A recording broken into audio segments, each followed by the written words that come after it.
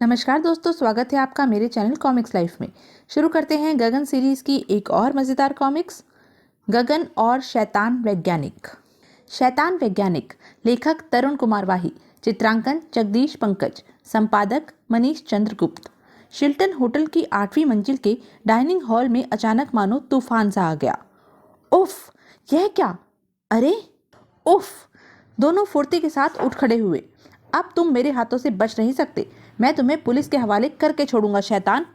अगले ही पल उस साहसी नव युवक ने, जो और कोई नहीं गगन ही था, नकाबपोश को एक तीव्र झटका दिया। गगन, यहाँ से निकलना होगा।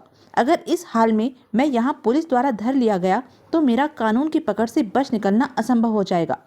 ठीक उसी समय गगन की लात हवा में ऊपर उठी, लेकिन नकाबपोश सावधान था। वार गगन पर उल्टा पड़ा और उठो बच्चे, मेरे पास समय ज्यादा नहीं है। गगन विद्युत किसी तेजी के साथ उठ खड़ा हुआ। तुम मुझे खत्म कर सकते हो शैतान, किंतु मैं तुम्हें तब भी छोड़ने वाला नहीं हूँ। इससे पूर्व कि गगन कुछ कर पाता, नकाबपोश का शक्तिशाली घूंसा उसके चेहरे पर पड़ा। आह! गगन पीछे पड़ी मेज पर फिसलता चला गया और दूसरे ही पल वह 8वीं मंजिल से नीचे गिरने लगा। उफ! अगर मैं नीचे जमीन से टकरा गया तो जिंदा नहीं बचूंगा। मुझे बचना होगा। शायद यह कोट काम कर जाए। तीसरी मंजिल पर उसकी यह कोशिश थोड़ी सी कामयाब हुई, लेकिन केवल कुछ पलों के लिए। उफ! शीघ्र ही वह किसी नर्म वस्तु में धंस गया। उफ! नीचे गगन सुरक्षित था। उफ! अगर ये रुई से भरा ट्रक यहाँ न खड़ा होता तो न जाने मेरा क्या हाल हुआ होता। Thank God! गगन वापस ऊपर पहुंचा, निकल गया, लेकिन कानून के हाथों से कब तक बचता फिरेगा। मैं उसे पाताल से भी ढूंढ निकालूंगा। आह! अरे ताहिरा, ताहिरा उठो, क्या हुआ तुम्हें? आह! मैं कहाँ हूँ? होटल शिल्टन की 8वीं मंजिल पर। अब होश में आ जाओ। ओह गगन, तो तुम ठीक हो ना? हाँ, नीली छतरी वाले ने बचा लिया आज तो। लेकिन तुम यहाँ, तुम्हारी यह हालत कैसे बनी? मैंने उस नकाबपोश को रोकने की चेष्टा की थी, जिसने तुम्हें खत्म कर देने में कोई कसर नहीं छोड़ी थी, लेकिन वह मुझे बेहोश करके भाग निकला। ओह गगन, तुम मुझसे कुछ छुपा रहे हो। कौन था वह नकाबपोश? तुम उससे कैसे टकरा गए? मैं तुम्हें सारी कहानी सुनाऊंगा, लेकिन पहले यहाँ से निकलो। तभी वहाँ होटल का मैनेजर भी आ पहुंचा। गगन ने उसे अपना परिचय दिया तथा पुलिस के लिए कोई संदेश छोड़कर वे दोनों वहाँ से निकले और बाहर खड़ी अपनी कार पर सवार होकर चल पड़े। गगन ताहिरा को आप बीती सुनाने लगा। उस समय राष्ट्रीय मार्ग से होकर मेरी कार तुम्हारे घर की ओर बढ़ रही थी। अचानक भूत की तरह वहां एक कार प्रकट हुई। एक्सीडेंट की संभावना से ही मेरे प्राण सूख गए थे, लेकिन वह कोई बहुत ही कुशल ड्राइवर था। कार को इस प्रकार मेरी कार के ऊपर से उड़ा ले गया कि मैं स्वयं चमत्कृत हो उठा, परंतु वह कार को एक ट्रैफिक सिग्नल बूथ से टकराने से नहीं रोक सका। भड़ाक! मैं तुरंत कार से बाहर निकला और वह दृश्य देखकर चौंक पड़ा। Oh no! मानव गुर्दे और आंखें! इस बॉक्स में यह सब क्या है? उफ! मैं अभी हक्का बक्का सा खड़ा ही था कि अचानक ड्राइवर कार से निकलकर भागा। मैं उसके पीछे लपका, क्योंकि भागकर उसने स्वयं को शक के दायरे में घेर लिया था। कुछ ही दूर मैंने उसे थाम लिया। ठहरो ड्राइवर प्यारे, तुम्हें अभी मेरे सवालों का जवाब देना है। तुम चले गए तो सवाल जवाब अधूरे रह जाएंगे। उफ! किंतु वह मेरे अनुमान से कुछ ज्यादा ही फुर्तीला निकला। ठाक! उसकी शक्ति व फुर्ती का अनुमान होते ही मैं अब पूर्णतः सजग हो उठा। वह मेरे ऊपर कूदा। मैं एक और पलट गया। आह! साथ ही हम दोनों ही उछलकर खड़े हो गए। अब दोनों आमने सामने थे। उसने धोखे से एक बार फिर मुझे हवा में उछाल फेंका। उफ! अगले ही पल मैं संभला और मैंने उस पर छलांग लगा दी और धड़ाक! आई! उसके बाद वह फिर उठ नहीं सका। मैं उसे लेकर हेडक्वार्टर के गुप्त रूम में पहुंचा और फिर टॉर्चर चेयर पर। बताओ, कौन हो तुम? वह अधिक समय तक मेरा टॉर्चर न सह सका और तब मैंने उससे पूछा, बताओ, कार की डिक्की में रखे मानव अंग कहाँ से ला रहे थे तुम? मैं नहीं जानता। एक व्यक्ति ने राह में यह कार मुझे सौंप दी थी, लेकिन कार लेकर मैं कहाँ जा रहा था ये मैं तुम्हें बता सकता हूँ। ठीक है, वही बताओ। Hotel Chilton 12th floor, room number 12333। वहाँ एक नकाबपोश मुझसे इस कार की डिलीवरी ले लेता और बदले में मुझे पैसा मिल जाता, लेकिन मेरी किस्मत खराब थी कि मैं तुमसे टकरा गया। Hotel Chilton 12th floor, room number 12333। मैं तुरंत होटल चिल्टन पहुंचा। यही कमरा है, पर क्या वह नकाबपोश यहाँ मिलेगा? मैंने दरवाजा खटखटाया। भीतर आहट उत्पन्न हुई। ओह, कोई आ रहा है। लेकिन दरवाजा खुलते ही मुझ पर अप्रत्याशित रूप से हमला किया गया। धड़ाक! इसी के साथ कोई तेजी से कमरे से बाहर निकलकर एक तरफ भागा। मैं समझ गया कि वह भागना चाहता है, अतः मैं फुर्ती के साथ उठकर उसके पीछे लपका। ठहरो! पर वह बेहद तेजी के साथ सीढ़ियां उतरने लगा। मैंने ऊपर से ही उस पर छलांग लगा दी। ठहरो, खूनी, हत्यारे! और उसे लेता हुआ उफ, मैं नीचे जाने लगा।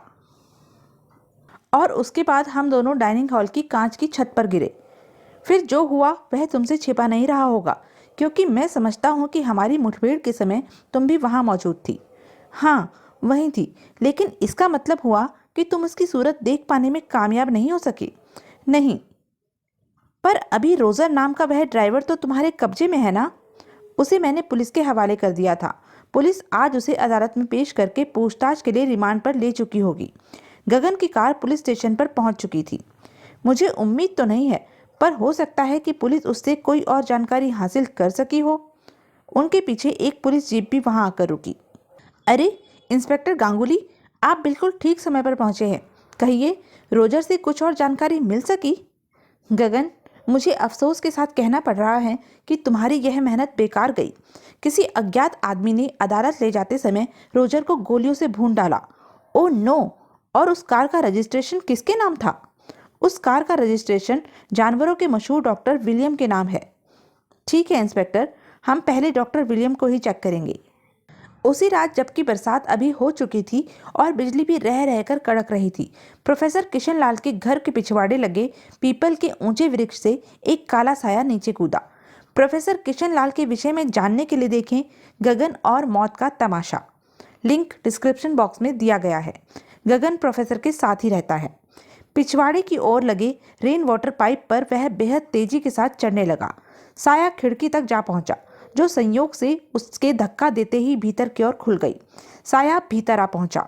ठीक उसी पल संपूर्ण कमरा प्रकाश से नहा उठा और गगन उस साये की सूरत देखकर बुरी तरह से उछल पड़ा। उसी क्षण उसे भयानक खतरे का आभास हो गया। ओह माय गॉड, यह वन मानुष यहाँ कहाँ से आ गया? अभी गगन कुछ समझ भी ना पाया था कि उस वन मनुष्य ने गगन पर छलांग लगा दी। अचानक हुए इस आक्रमण से गगन बौखलाकर फर्श पर गिर पड़ा, परंतु शीघ्र ही संभलने के साथ गगन ने एक शक्तिशाली घूंसा वन मानुष के जबड़े पर जड़ दिया। वन मानुष कई फुट ऊपर हवा में उछल गया। फिर जब नीचे आया तो गगन ने उसे अपनी लातों पर लेकर पुनः हवा में उछाल दिया। वन मानुष कमरे में रखे एक्वेरियम से जा टकराया और एक जोरदार आवाज के साथ एक्वेरियम टुकड़े टुकड़े हो गया। वन मानुष भयानक भाव में गुर्राता हुआ गगन पर झपटा। ओह, अविश्वसनीय! एकाएक वन मानुष छत पर लगे पंखे की ओर उछला और पंखे पर लटक गया। साथ ही उसके पांव की एक जबरदस्त ठोकर छत पर लटके फानुस के हुक से टकराई। Oh my God! खनाक! Oh, oh no! धड़ाक! आह! उसी क्षण वन मानुष पुनः उसके ऊपर आ गिरा और एक झन्नाटेदार थप्पड़ उसने गगन के गाल पर जड़ दिया। तड़ाक! आह! थप्पड़ इतना झन्नाटेदार था कि एक पल के लिए मानो गगन जड़ होकर रह गया। आह! लेकिन शीघ्र ही उसने मेज की दराज में से अपना रिवॉल्वर निकाल लिया। इसे जीवित पकड़ना मुश्किल है, लेकिन वन मानुष गगन से कहीं अधिक समझदार निकला। उफ! तभी बाहर से दरवाजा खटखटाया जाने लगा। साथ ही कई आवाजें एक साथ बाहर से आने लगी।